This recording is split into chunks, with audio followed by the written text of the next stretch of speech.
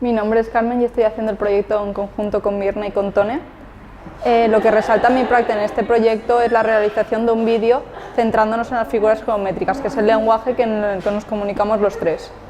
Por mi parte voy a hacer el videomapping a partir de círculos, que es la forma que me representa. Y para ello vamos a buscar como la forma sinestésica que tienen las formas geométricas en nosotros.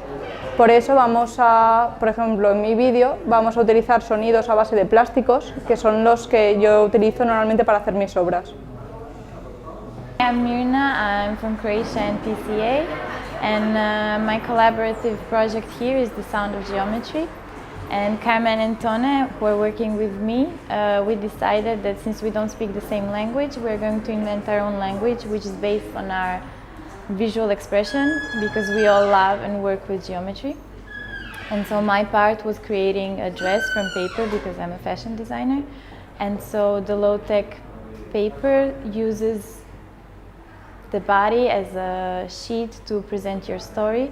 So my story is the dress with geometrical origami shapes.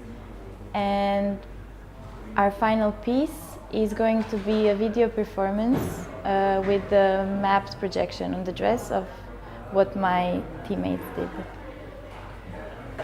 Mi nombre es Tone y en este proyecto, junto con Mirna y Carmen, voy a aportar la parte de biomapping y la parte de fotografía, y en el vídeo introduciré líneas que en mis fotografías están bastante presentes como rastros. También aportaré el color, que en los rastros en la carretera, a base de los coches y el movimiento urbano, están presentes estos colores.